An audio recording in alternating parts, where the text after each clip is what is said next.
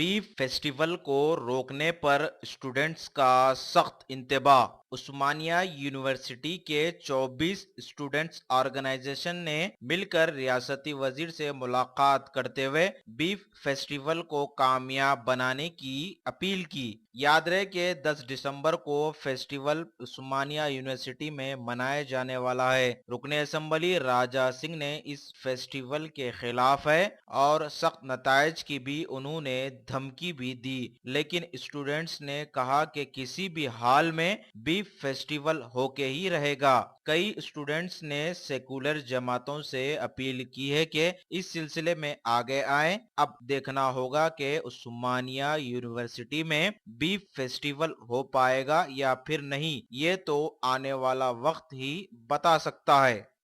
उस्मानिया university में 24 ऑर्गेनाइजेशनों में student organisations 10 दिसंबर के दिन बीफ फेस्टिवल कर रहे हैं। ये बीफ फेस्टिवल के लिए रोकने के लिए गोशमाल एमएलए राजा सिंह आगे बढ़ रहे, कोशिश कर रहे।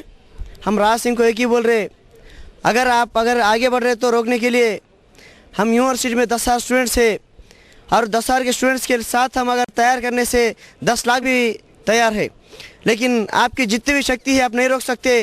खबरदार बोल के हम उस्मानिया यूनिवर्सिटी स्टूडेंट्स बोल रहे हैं।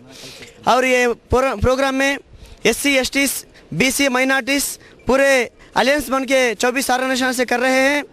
ये ऑर्गेनाइजेशन के लिए अभी पॉलिटिकल पार्टी जितने भी लीडर्स हैं उनको भी मिले हैं और ये 5 तारीख के दिन ऑल पॉलिटिकल लीडर्स से और राउंड टेबल है।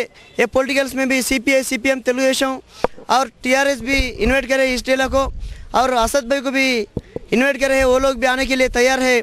और दिसंबर 10 तारीख के दिन कोई भी रोकने अगर आगे बढ़ने से खबरदार बोल के यूनिवर्सिटी स्टूडेंट्स।